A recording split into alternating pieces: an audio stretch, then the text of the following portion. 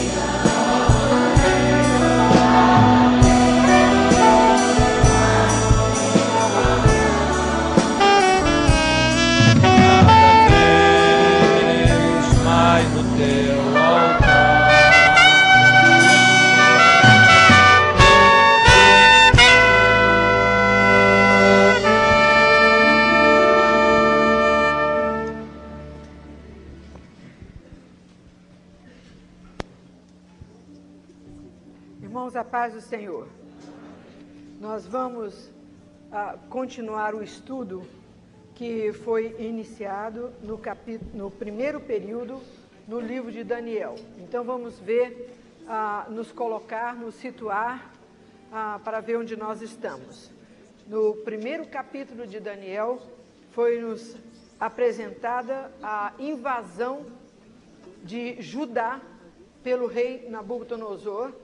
Ele levou os servos que estavam ali na sua terra para a Babilônia, e um remanescente fiel lutou para preservar o ensino do Senhor nas suas vidas, e a palavra do Senhor diz que eles decidiram, resolveram nos seus corações que eles não iam se contaminar com aquele mundo para onde eles iam. Foi uma resolução que agradou a Deus, porque era o propósito de Deus que isso se realizasse. Então, o propósito nosso, quando coincide com o propósito de Deus, Deus envia força e poder para que ele seja realizado. Isso é uma coisa que tem que estar trabalhado nas nossas mentes. Porque eu fui para a faculdade, chegou lá, os colegas me ofereceram, os professores. Isso não existe quando o servo do Senhor tem uma definição na vida. Agora, nesse capítulo, eles recebem de começo logo, depois do seu propósito, eles recebem, então, dons espirituais que iriam agora norteá-los, dirigi-los naquela caminhada, naquela vida ali nova, mas altamente perigosa, que era o palácio de Nabucodonosor, que nós lembramos é realmente tipo do mundo em que nós vivemos, em que um rei reina. E esse rei que reina maligno, e ele está com toda a sua força, todo o seu poder, trabalhando e agindo para perverter as vidas.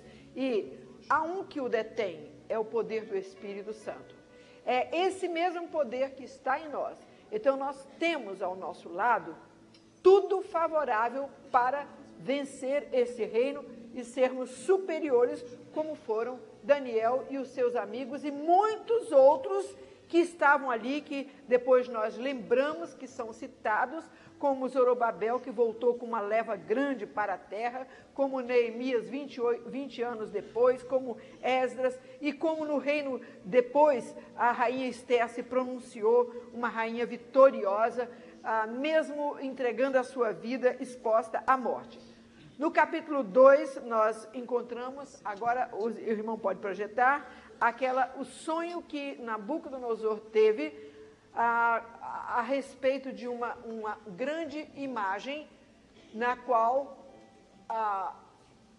ele era visto como a cabeça de ouro. A cabeça de ouro era então o princípio do governo gentílico nesse mundo. E os irmãos vão perguntar, sim, mas não existia os outros governos no passado? Existiam outros governos no passado. Mas pela palavra de Deus, ele marcou, daquele momento, o início de um império gentílico. E é interessante essa marca, porque essa marca vem num posicionamento a respeito de Israel. Israel é dado como um sinal gentílico, um sinal para o mundo que não é judeu.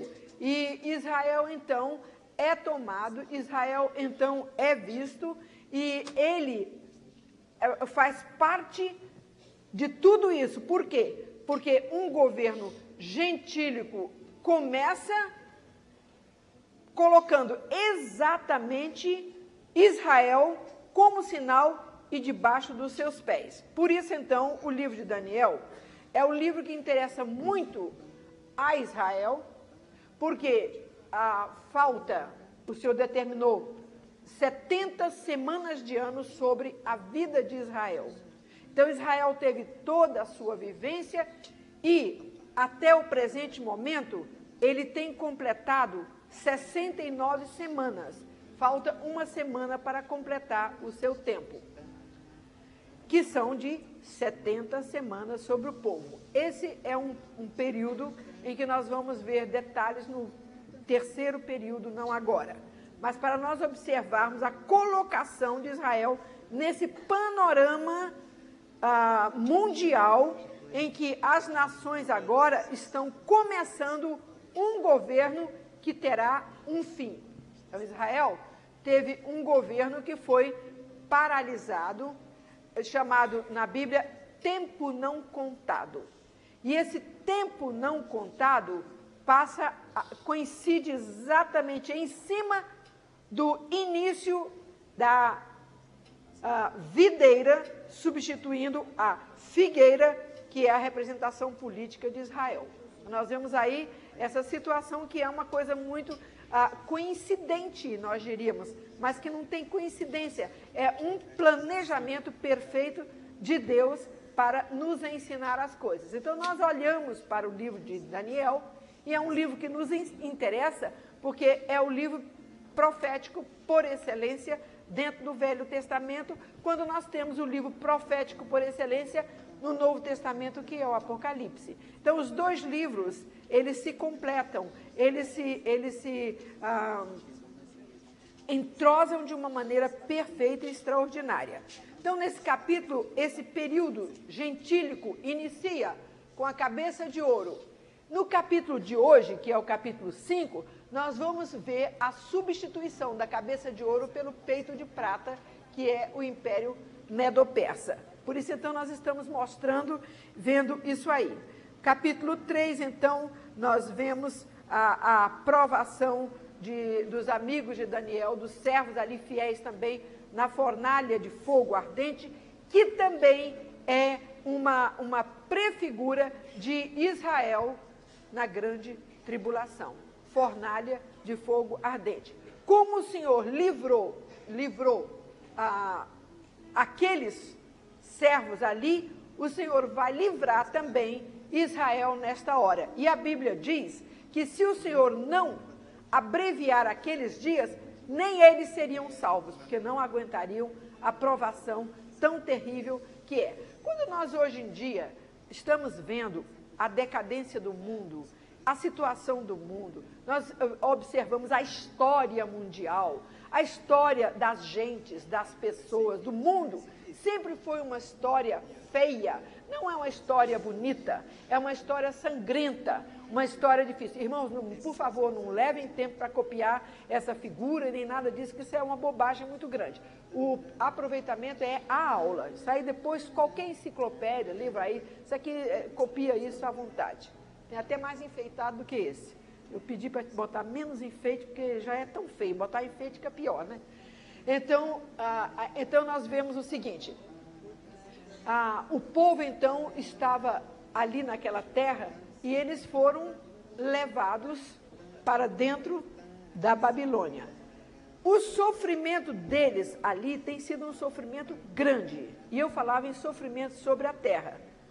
Todos os países do mundo passaram por grandes perdas. E no mundo atual, que nós diríamos seria um mundo mais civilizado, um mundo globalizado, um mundo assim mais diferente, nós poderíamos ver que não houvesse a mortandade que está havendo hoje em dia em tantos países do mundo, por limpezas étnicas, por domínio sobre domínio. Nós podíamos citar muitos, nós vamos citar um grandão aí, de 70 anos, que foi o jugo comunista na Rússia, e que para ser implantado o regime, a mortandade foi imensa. Foram para milhões de pessoas ali sacrificadas em todo aquele domínio. E as pessoas hoje estão se levantando e a gente pensa que eles aprenderam a lição. Não, eles estão voltando a essa selvageria de uma maneira tremenda para se firmar naquilo que é determinação governamental. Quando não são suplantados nesse jeito, são suplantados de outra maneira. Por exemplo, um país como o nosso, um país rico, um país virgem, um país maravilhoso para tudo, o que nós estamos vendo? Nós estamos sofrendo terrivelmente. Por quê? Pelo desmando da maldade do homem, através de quê? De um sacrifício do povo suave. Ninguém chega a perceber muito, ninguém se levanta, nem eu estou fazendo insurreição aqui para ninguém se levantar, porque não somos nós que vamos fazer isso. Nosso trabalho é orar, como a Bíblia diz. Agora, se acontece muito mais, é porque nós estamos orando muito menos. Porque o Senhor diz, orai pelas autoridades constituídas para que se vos vá bem. Nós não estamos orando, o que nós estamos vendo? O suborno, nós estamos vendo a roubalheira, nós vemos a instituição que devia ser mais rica do país em benefício do pobre, do povo, de nós necessitados, não existe. Não existe. Ela é falida por causa de quê? Roubos, roubos, roubos, roubos. Isso é uma guerra terrível, uma guerra fria em cima do povo. Então nós estamos vendo o quê? Que do homem nós não podemos esperar muito, não. Nós não podemos esperar muito, não. Nossa esperança está no Senhor e nossa redenção, o Senhor. Então, por isso nós estamos exatamente nos preparando para um reino que seja um reino justo, perfeito. Qual é esse reino justo, perfeito? O reino do Senhor Jesus. Então, esse ensino de Daniel quer nos levar a esta posição, quer nos levar a essa situação. Então, nós vemos que levanta-se uma imagem política, governamental neste mundo. No outro capítulo, levanta-se uma imagem religiosa. Para quê? Governamental também. Quando nós observamos isso, que Daniel viu, nós observamos, já é conhecido nosso, capítulo 13, os dois governos. E pus-me sobre a areia do mar e vi subir do mar uma besta que tinha 7 cabeças, 10 chifres, sobre seus chifres 10 diademas e sobre as suas cabeças um nome de blasfêmia.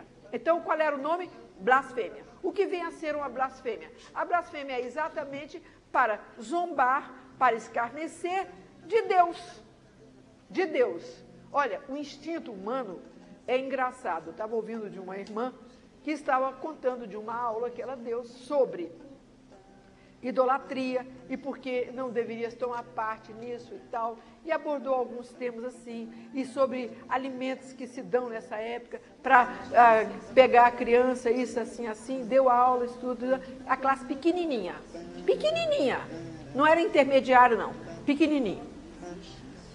Quando chegou na outra aula, no outro domingo, o pequenininho de 4 anos chegou contando uma vantagem maravilhosa. Lembra que a professora disse que não agradava a Deus, que fazia mal, que não era bom? Comi aquilo tudo e não tive nenhuma dor de barriga. É para rir, não é? Ou para chorar. Para nós vermos que a criança não é idiota, não é boba, que ela absorveu perfeitamente, mas a mente dela já estava predestinada a um teste, a uma zombaria. Eu achei aquilo engraçado, e foi mais um ensino que eu aprendi a respeito de como lidar com este assunto com professoras para elas passarem a criança. Porque, inclusive, tem algumas que são tão bobas que começam, papai do céu castigo. Não castigou nada, estou inteirinho. Não é? Então, esses desafios existem, porque eles são próprios do ser humano. E eles crescem, e no seu crescimento, eles tomam proporção de adulto.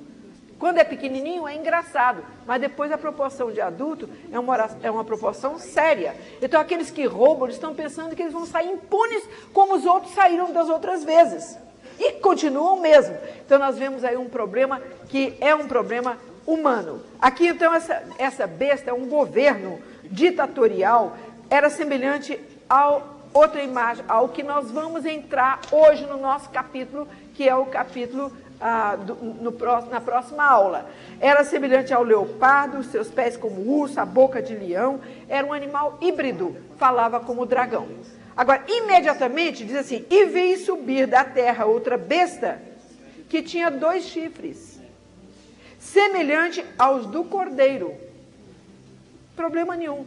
Mas quando falava como o dragão.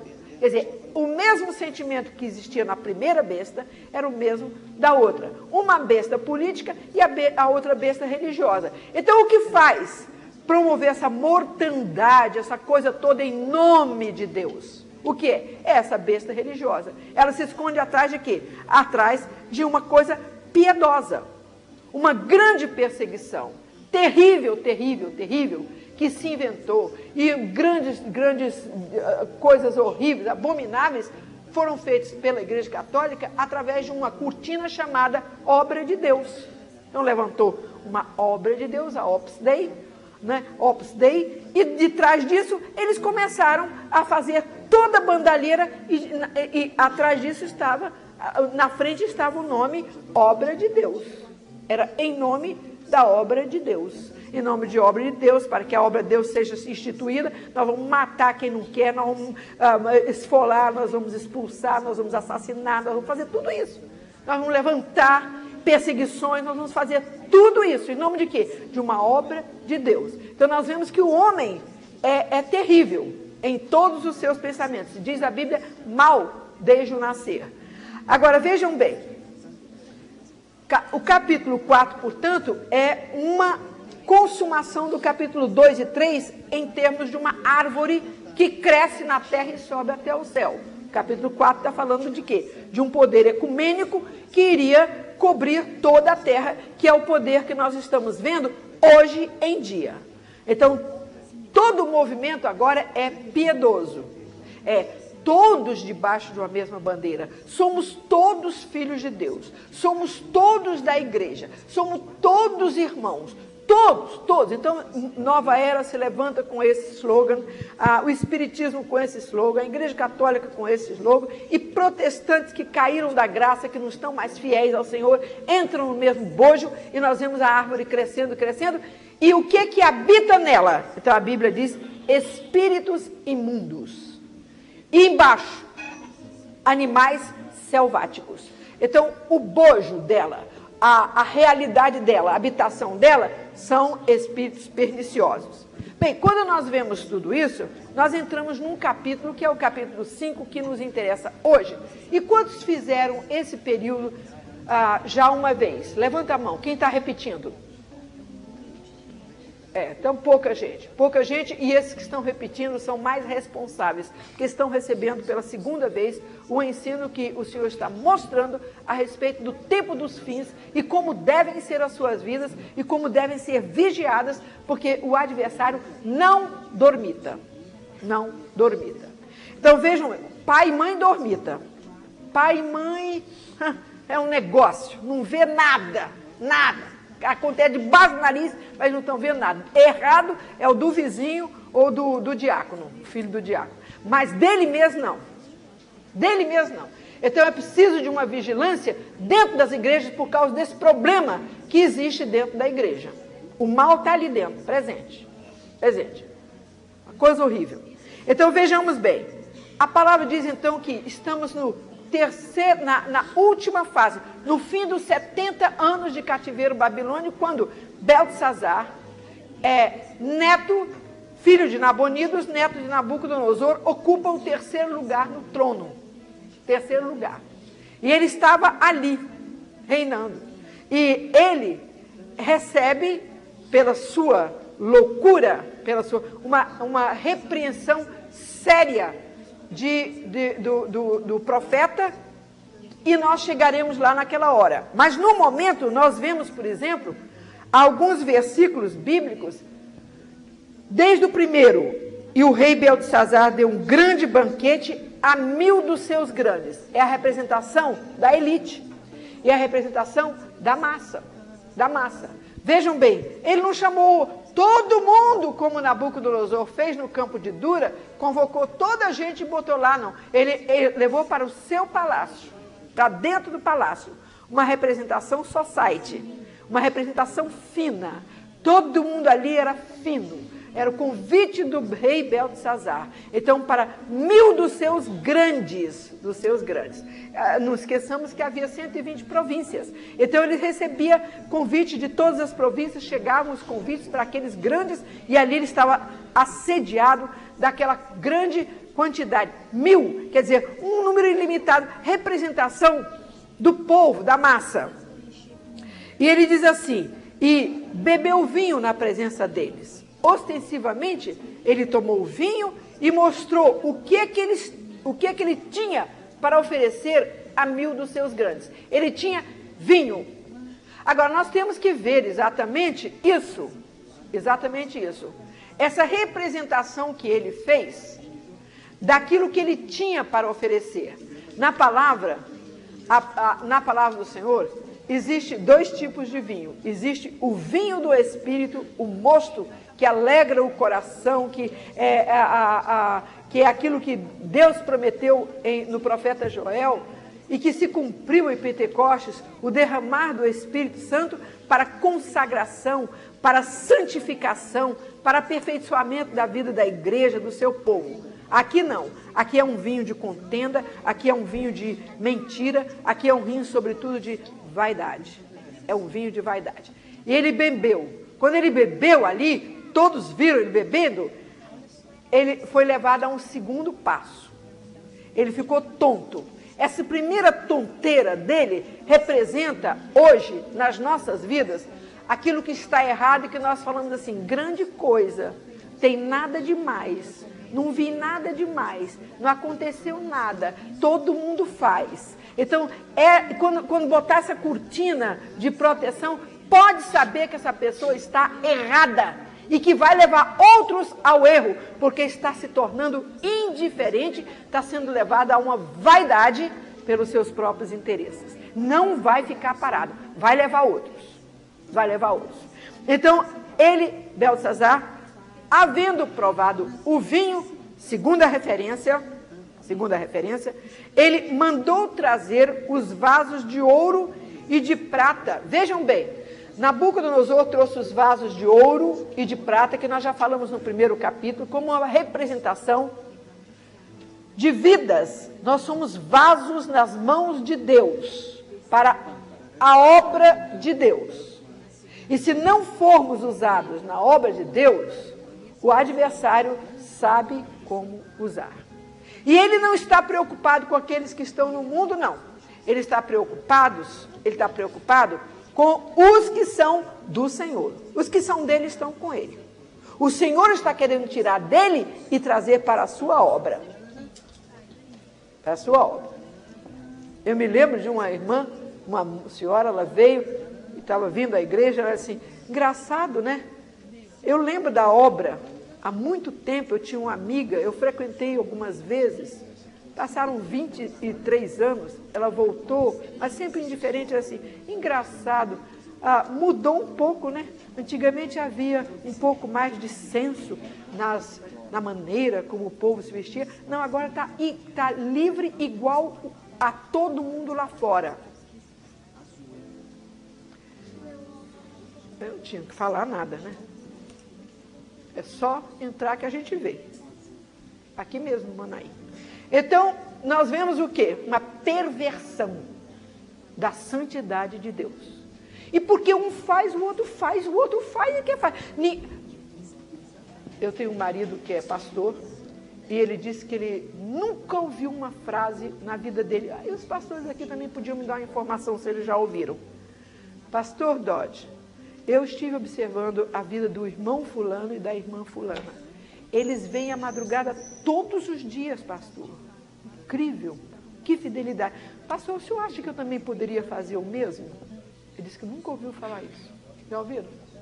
Não, também não. Ele disse, nunca ouviu. Agora, pastor, fulana faz assim, assim, assim. Eu também posso, não é? Ele disse, o que é de erro pode. Aí pergunta, o que é de erro pode. O mau exemplo serve. Beltesazar pegou os vasos que estavam encostados lá, mas eram do Senhor. O rei Nabucodonosor botou no templo do seu Deus, porque os vasos deviam estar sendo usados em Jerusalém. Em Jerusalém. Foram trazidos de Jerusalém para a Babilônia. Estavam já em lugar errado. Agora, uma vez que estão no lugar errado, vão ser usados erradamente.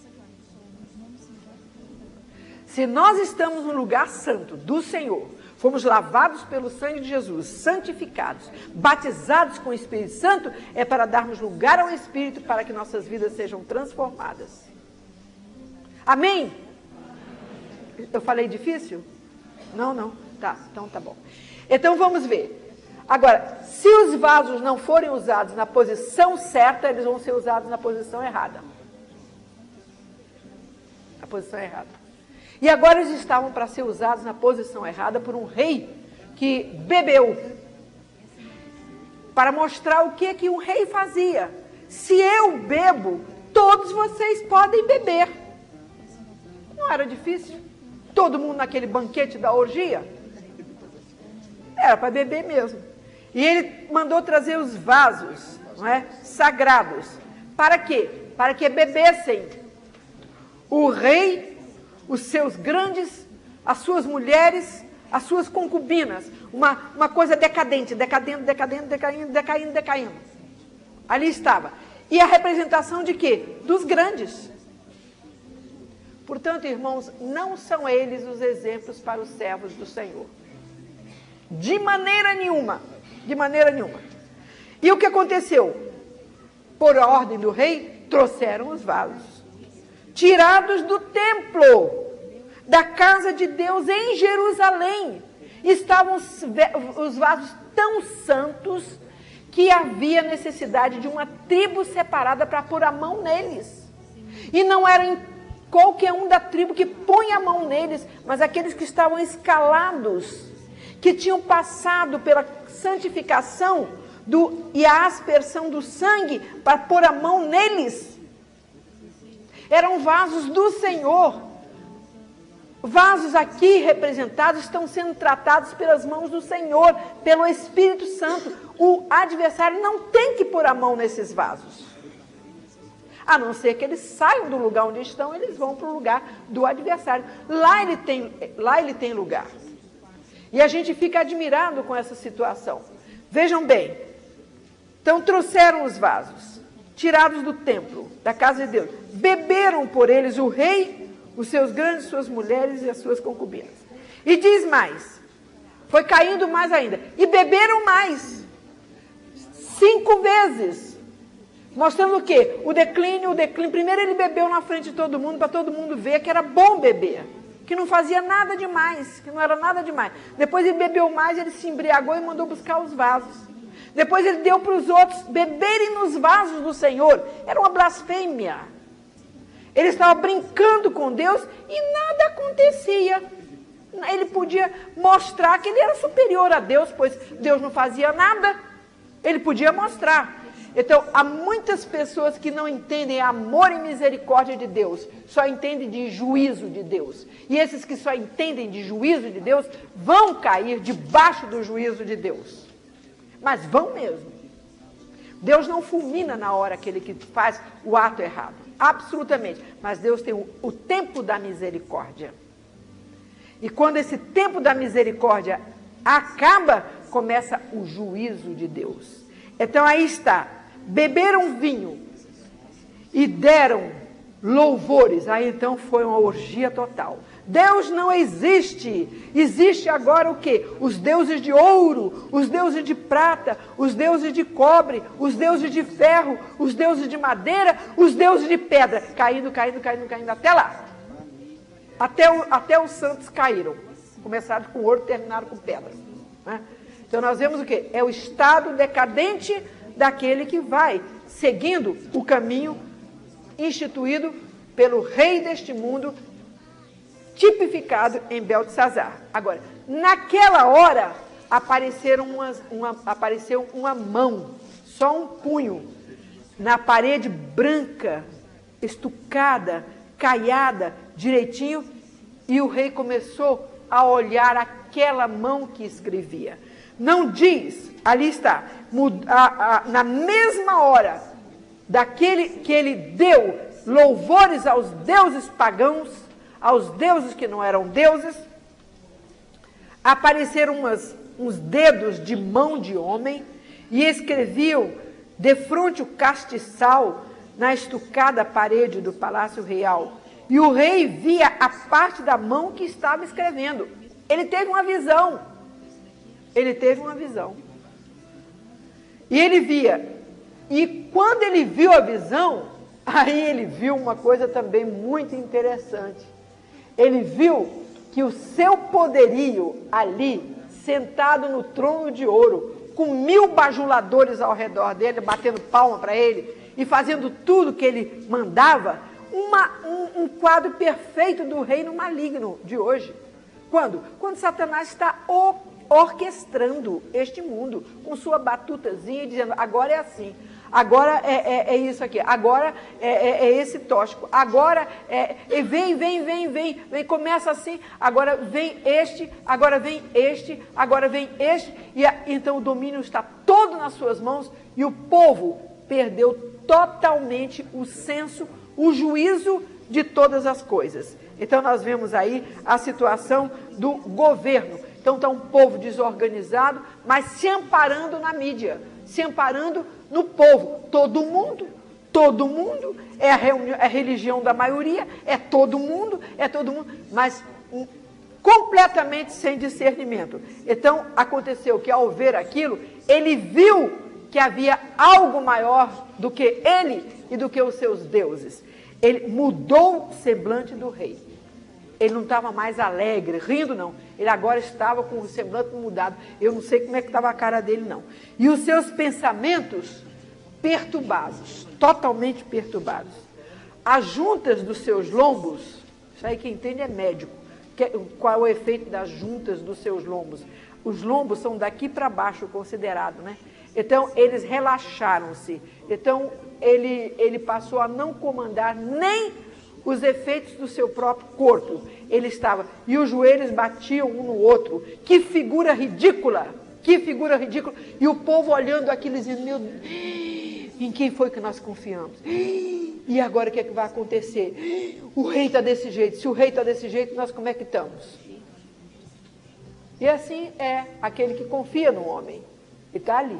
O rei desconjuntado, o rei desmoralizado, o rei desgovernado, naquela coisa, e ele então gritou, que era a única coisa que ele sabia gritar, que trouxessem à presença dele os magos, os isso e aquilo lá, aquela gente toda, para poder ver o que era aquilo, porque ele via aquilo lá, aquela mão escrevendo, e ele, que era preparado para ser rei, ele que conhecia as línguas da terra, ele não conseguiu ler nada do que estava escrito. Viu os grandes olharam, tiveram a mesma visão, viram a coisa escrita, ficou registrado. E eles disseram assim, nós não sabemos ler isso. Vocês não sabem ler isso aí? Não sabemos ler. E o rei ficou, mas eu vou dar uma cadeia de ouro para botar no pescoço, eu vou dar uma veste especial, eu vou decretar o terceiro dominador no reino, eu vou dar tudo que eu tiver, contanto que me leia isso. O desespero do homem na hora do juízo. O desespero do homem na hora do juízo. Ele estava aí, e então os sábios não puderam ler a escritura, não puderam ler, não puderam dar a interpretação. Então o rei estava sobressaltado. A rainha não estava no palácio. Se a rainha mãe, ela não estava no palácio. Ela ouviu o correr de gente, ela estava nas dependências, certamente perto, ela ouviu aquele tumulto todo, e ela veio quando ela veio, ela disse, olha, não fique tão apavorado não, porque aqui dentro deste reino aqui tem um que pode ler isto aí. Aleluia, né? Tem um! Então viram a proporção? De 1000 tinha um! Então, quem estiver impressionado com a mídia, com gente, com palma, com isso, não vale nada diante de Deus. Deus olha um fiel na terra. Porque na faculdade eu sou sozinha. Não tem problema, não. Não tem problema não ser um só. Ótimo. Porque no trabalho não aguento. É um, dê o testemunho. É um, ali, dá o testemunho. É um. Agora, o importante é não deixar se perverter. Não deixar se perverter. Mas enquanto for fiel, Deus vai usar o fiel. Deus vai usar o fiel. Na hora que eles todos estiverem lá com suas aflições, ele que zomba e critica de você, vai dizer, fulano, sei lá, você é diferente. Você vai ver que você que tem razão. Minha, vou te dizer uma coisa, eu estou com um problema. É assim, vou te dizer, sabe? Aí assim, o que você me aconselha? Disse, olha, vou orar por você. Eu estou precisando mesmo. Oração é uma coisa muito boa. Ora, sim, ora por mim. Depois você vai à minha igreja lá, vai ouvir uma palavra. Vou sim, estou tão desesperado que até lá eu vou. Até na Maranata eu vou. Eu vou sim, eu vou. Aí quando chega lá, que maravilha, né? Que maravilha, que coisa. O que é aqui, hein? É diferente, né? A gente respira, né? Ele está afogado até aqui. Então, respira. E respira H2O, igual como qualquer lugar se respira.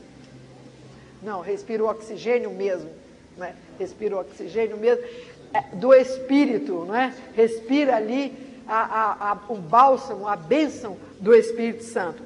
Então, chegou a rainha mãe e diz, olha, não se preocupe que há no teu reino. Agora, interessante é que Daniel não pertencia ao reino, ele estava assim como que deixado de lado, ele não estava no reino. Aí o rei vem e diz assim, olha, eu ouvi falar de você, mas o rei tinha ouvido falar dele. E qual era o nome dele? É você que é da Maranata? Sou eu.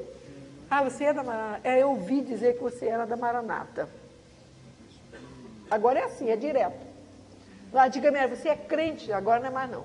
Agora você é da Maranata, então vejam o testemunho. Veja o testemunho.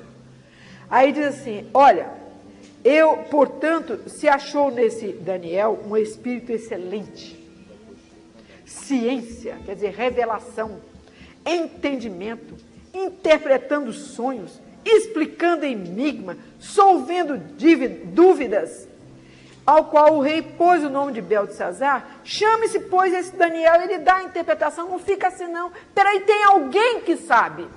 Então, sempre tem alguém que sabe, glória a Jesus. Então, Daniel veio. Quando ele viu Daniel, ele disse, você não era um daqueles cativos de Judá? Ele disse, exatamente. Daniel estava já com 88 anos. Não era mais um rapazinho. E ele nunca esqueceu o cognome. Nunca. Daniel, cativo de Judá. Você era eu mesmo. Há 88 anos, eu estou aqui, né, já estou com essa idade, vim para cá com os meus 17, estou aqui, terminando a minha carreira, é isso mesmo, sou eu mesmo, cativo de Judá, eu mesmo, era a identificação. Ele não disse assim, você é aquele grande fulano que esteve, né? Não, ele foi direto, você era um cativo, não era elogio não. Onde que se viu, você era um escravo? Eu escravo mesmo. E sabe como é que Paulo se instituiu? Escravo do Senhor Jesus. Ele não disse, eu sou o erudito Paulo, ele disse, Paulo, escravo do Senhor Jesus. Aleluia. É para quê? Para nós termos o mesmo pensamento. Nós somos escravos de Jesus e não temos outro Senhor a não ser o Senhor Jesus. Aí então ele diz assim, pois é, eu ouvi dizer a teu respeito. Olha, eu ouvi dizer, você tem o espírito de luz, revelação, entendimento, excelente, sabedoria, está tudo. Aí Eu, porém, e sabes da interpretação. Agora, se puder ler essa coisa que está escrita aí, lê essa coisa que está escrito aí, porque não há ninguém que leia a coisa que está escrito aí. Por que não podia ler? Porque era língua estranha. Os outros, ele passou para a língua dos caldeus e ele deu a interpretação. Ele passou aquela língua estranha. É como o profeta que ouve a língua estranha, é edificado e interpreta. Interpreta como? Pelo Espírito. Então ali está. Acaba de ser introduzido, mas ninguém conseguiu ler. Não puderam dar a interpretação. E eu soube que agora, se puderes ler, leia para mim o que está escrito aí, porque eu não sei. Não, nós diríamos assim, é grego ou hebraico. Nem era grego, nem hebraico, nem caldeu, nem aramaico, nada daquilo. Era uma língua que nem ele sabia, nem os deles sabiam. Aí você vai ser vestido, olha, vestido de púrpura, vai ter uma cadeia de ouro no pescoço, vai ser o terceiro dominador aqui na terra. Puxa, quem é que não queria uma coisa dessa? Hã? Quem é que não queria? Daniel calmamente olhou para o rei e disse assim, ó, os teus presentes fica contigo, dá a quem quiser. Eu vou ler, mas não quero teus dons, não. Não quero teus presentes, não. Maravilha, né? Maravilha, maravilha, maravilha. Então respondeu Daniel e disse ao rei, os teus dons ficam contigo, mas eu vou ler o que é que está escrito aí, porque eu estou entendendo tudinho. Você está entendendo tudinho? Tudinho. Então leia, então leia.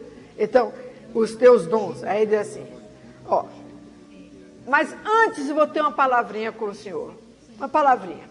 É o seguinte, por causa da grandeza que ele deu Deus, todos os povos, nações, línguas, tremiam e temiam diante de Nabucodonosor, teu pai. A quem queria matava, a quem queria dava vida, a quem queria engrandecia, a quem queria abatia. Tudo verdade. Daniel os outros foram jogados em fornalha ardente. Ele tinha poder para isso. Mas quando seu espírito se exalçou, seu espírito se endureceu e se em soberba, ficou muito orgulhoso, ele foi derribado do seu trono, passou dele a sua glória. A glória dos homens, majestade, passa. E ele lá tremendo, né? E Daniel falando com ele. Pois é. E sabe o que aconteceu? Ele foi tirado dos filhos dos homens, seu coração foi feito semelhante ao dos animais, a sua morada com jumentos monteses, porque ele se embruteceu de tal maneira que só com o jumento ele podia viver, né? E é isso que está acontecendo. A gente está vendo gente que está tão embrutecido que não enxerga mais nada. Nada, nada. Aí está.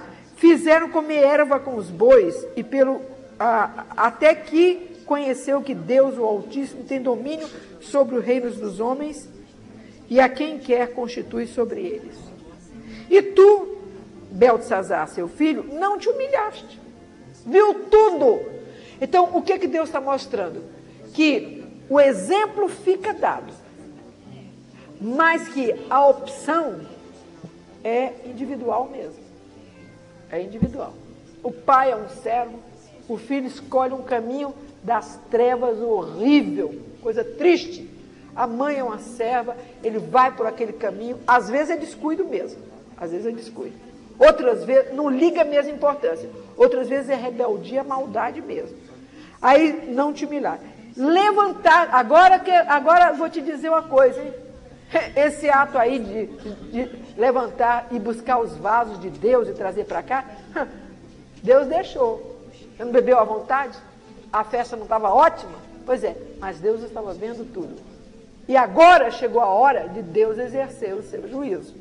Então, levaste os vasos, deste louvores aos deuses de prata, ouro, cobre, ferro, madeira, pedra, que não veem, não ouvem, mas o Deus verdadeiro, em cuja mão está a tua vida, não destes valor, não destes louvor. Então, por isso, o Senhor enviou essa mão, e esta escritura é assim.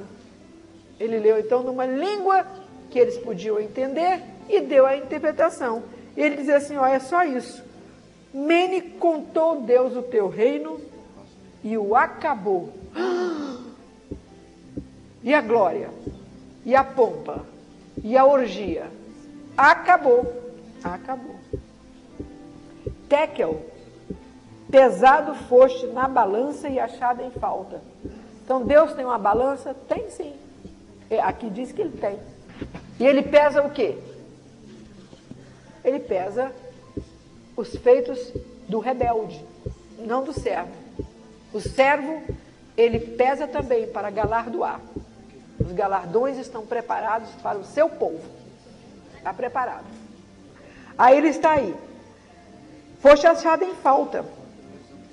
Pérez, dividido foi o teu reino, e deu-se aos medos e aos persas. Como? Os medos e os persas vão ocupar isso aqui? Então mandou Beltesazar que vestisse Daniel púrpura, e desesperado queria fazer alguma coisa. Naquela mesma noite, então vejam bem, naquela mesma noite, o rei Dario tinha vindo com seu exército, tinha posto emboscada. Com o correr do tempo, ele cavou por debaixo, fez um túnel lá, passou pelo rio Eufrates, vindo lá de cima, entrou para dentro da Babilônia, ele não viu nada. Por quê? Porque ele estava ocupado com a sua própria glória. E a própria glória, a glória do homem, ofusca o interesse que ele deve ter pelos outros. Então ele trata de quê? Só dele, a qualquer preço e a qualquer custo. E então aqui nós vemos, o rei Dario entrou no palácio, tomou de assalto o palácio, prendeu, ele foi morto naquela mesma noite e a profecia se cumpriu. Não precisava ter sido assim, mas o Senhor já tinha visto todas as coisas. E o reino saiu, portanto, a outra imagem, o reino saiu, portanto, da Babilônia e veio para o governo a outra imagem, faz favor. E veio para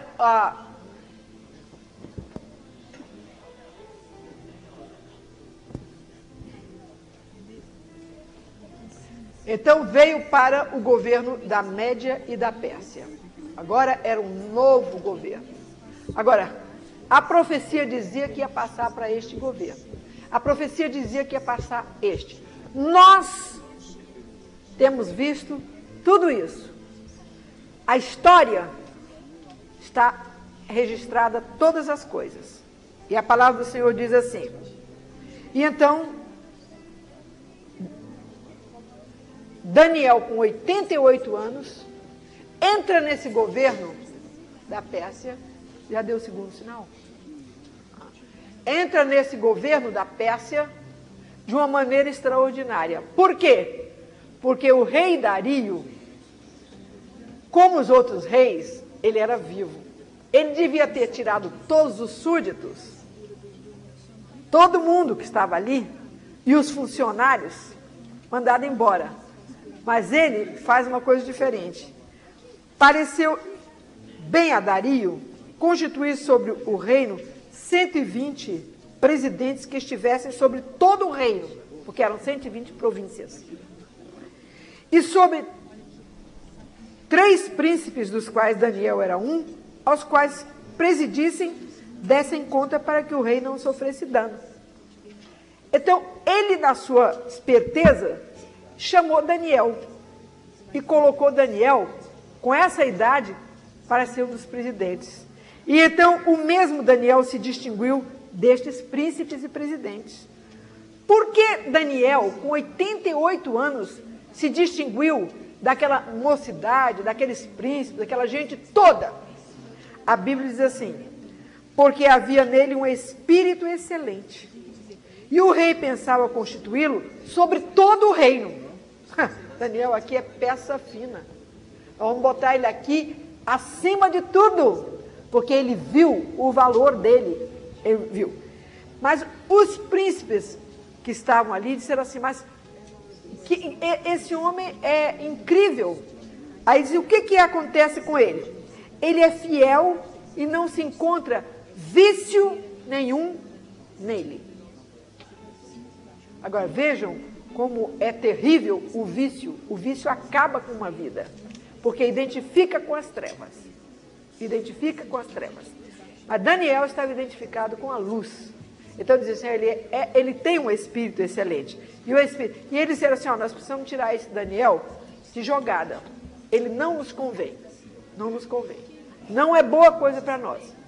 E o que eu vou assim, olha, não há vício. Não há problema nenhum com ele. A única coisa que nós podemos fazer é o seguinte, é ver quanto a sua fé.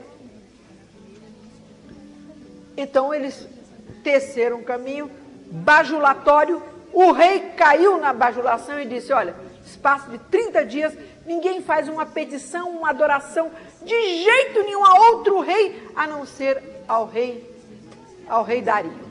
Aí foram lá e apresentaram, rei Dario, Vossa Majestade é uma coisa extraordinária. O senhor venceu o rei daqui, o senhor isso e tudo mais. Então o senhor merece ser adorado. Nós trabalhamos aqui nesse edito e tudo. O senhor agora, só falta, todos nós já assinamos, menos Daniel, né? Mas todos nós, 119 assinaram.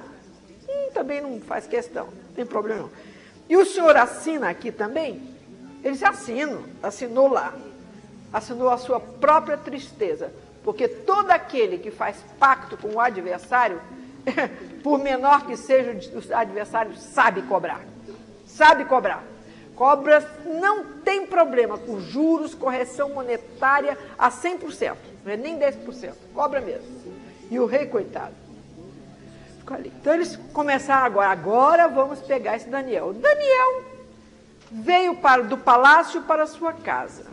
E como a vida toda ele abria janelas da sua casa e orava voltado para Jerusalém, que era a orientação que ele tinha, e interessante que eles disseram, olha, quando estiverem apuro, nós voltaremos e oraremos voltados para o templo. Era a misericórdia de Deus. E o Senhor, onde nós estivermos, vai nos abençoar. Então, ele abriu ali. A vida de Daniel era igual à janela dele. Ele não orava com janela fechada, ele orava com as janelas abertas. Por quê? Porque a nossa vida é uma janela aberta. Nossa vida, eu repito, nossa vida é uma janela aberta. Todo mundo pode ver. E todo mundo está vendo. Aquela moça não vale nada. Aquilo lá é só farsa. É assim, aquela moça é uma serva.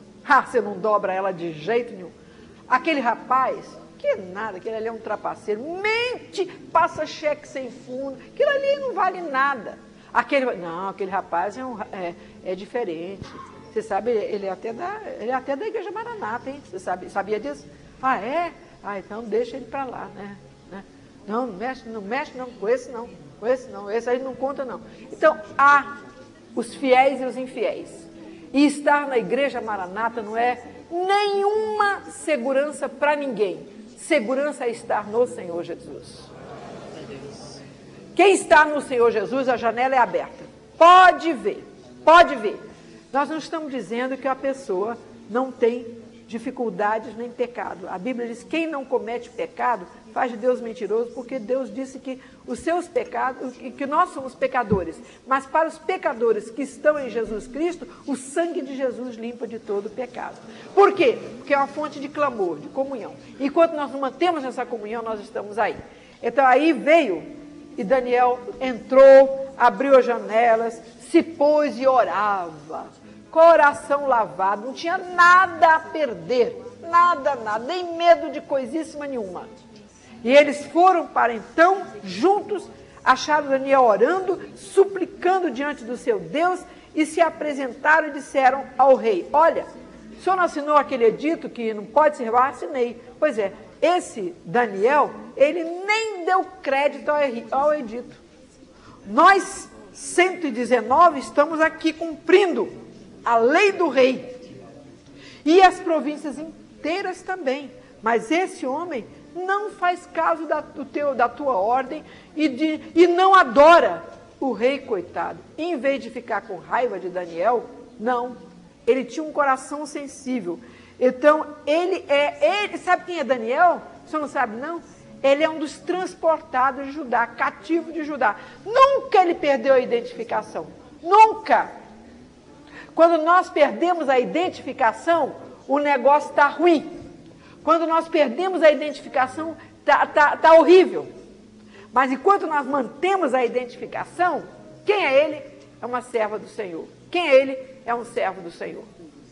Aí é diferente. Mas quando nós começamos a nos identificar com o mundo e com o ensino permissivo do mundo, das religiões, das TVs, dessa coisa toda, essa miséria toda, quando a identificação, pode saber, vale mais nada. Então, ouvindo o rei, ficou muito penalizado. Agora, vejam só, com todo o poder na sua mão, diz a palavra, que ele lutou a noite inteira até o pôr do sol, para ver se livrava Daniel de ser enviado no outro dia de manhã para a cova dos leões.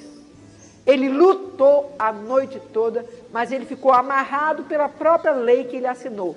E o homem, ele se amarra por aquilo que ele assina. Eu vou ser um viciado. Ele se amarrou e amarrado está. Ele se amarra pela decisão que ele tem. Ele se prende à opção dele. Então o rei, coitado, ficou preso à sua opção, nem ele próprio tinha poder. Mas ele não sabia. Ele sabia. Ele calculou, ele imaginou, ele disse, olha, a única coisa para livrar esse Daniel é o próprio Deus dele, porque eu não posso. Eu assinei com minha caneta real, eu não posso. Mas Deus pode. E ele então soube, ordenou que trouxessem Daniel, e ele disse a Daniel, Daniel, você vai ser lançado na cova, porque isto é uma lei, mas eu sei, o teu Deus, a quem tu continuamente serves, não é uma vez por outra não, continuamente serves, ele te livrará. Vai, Daniel, vai, Daniel, Deus te livrará, o teu Deus te livrará.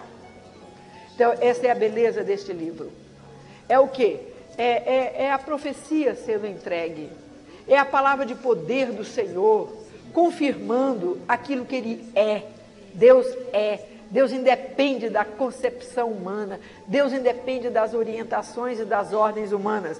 Então foi trazida uma pedra para selar a boca da cova. Também puseram uma pedra para selar a boca da cova do Senhor Jesus e não adiantou nada. O Senhor Jesus ressuscitou.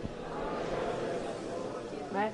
Trouxeram. O Império Romano assinou ali na pedra, com os anéis ali, puseram o lacre romano. No terceiro dia Jesus estava de pé andando pelas ruas e aparecendo aos seus, e dando as instruções, e falando com eles, porque Deus não tem limites humanos, e não é a matéria que limita, a matéria que pertence a Deus que vai limitar a Deus. Então aí está, e ele disse, aí que chegou a noite, era festa do palácio, ele disse, não quero festa, tira todos os instrumentos de música, meu coração está amargurado e triste, e eu não quero festa nenhuma. Então tiraram todas as festas, ficou Dario ali sem dormir, sofrendo por uma ordem que ele assinou, uma ordem que ele próprio assinou. Agora, irmãos, eu vou dizer uma coisa, nós assinamos decretos contra nós mesmos, mas quando um decreto contra nós, contra o Espírito for assinado, dobra seu joelho depressa e clama pelo sangue de Jesus que ele desfaz. Não fica protelando não, porque aquilo vai endurecer seu coração e vai te levar para o abismo. A eternidade sem Deus não é brincadeira não. Então quando chegou no outro dia, ele chegou e disse, Daniel, foi à cova, cedo, ao quebrado, o rei, sem dormir, ele foi à cova, disse, Daniel, servo do Deus Altíssimo, olha que reconhecimento maravilhoso, olha, dar-se-ia o caso, Daniel, que o Senhor tivesse tirado da cova dos leões e livrado. E disse: ó rei, vive para sempre. O meu Deus enviou o seu anjo, ele fechou a boca dos leões. Estou aqui, ótimo. Sai, Daniel, vem para cá que eu quero te abraçar. O rei ficou maravilhado. O rei ficou maravilhado. Uma vez eu estava dando uma aula de escola dominical para uma classe, não era escola dominical, falando para umas crianças sobre Daniel, lançado na cova de leão. Como Deus livrou de maneira maravilhosa. Tinha uma meninazinha de 4 anos, ela falou assim, eu sei. Aí eu parei a lição ali, dei só o livramento. Não falei que aqueles homens foram jogados na cova e antes que eles chegassem lá, os reis com suas famílias. Por que as famílias? Porque Deus... Não, porque elas compactuavam com eles e com a orgia e com tudo aquilo para fazê-los crescer. Elas queriam isso. E muitas vezes o homem se corrompe por causa da força dentro de casa, querendo mais, mais e mais, e ele quer satisfazer e vai assim se destruindo, e destruindo a família. Então o Senhor é justo e ele executou o juízo perfeito. Porque o livro de Daniel é o livro do juízo. Aí ele disse, eu sei o resto da história, tia. Aí eu disse, você sabe? Eu sei, eu quero contar. Eu digo, então conta. Ela disse, pois é, os homens maus foram no outro dia à frente e o anjo do Senhor na frente deles, que eles foram jogados na cova. Eu disse, mas escuta, e o anjo do Senhor foi na frente desses homens maus? Ela disse, foi sim, tia, para destrancar a boca dos leões que o primeiro tinha trancado.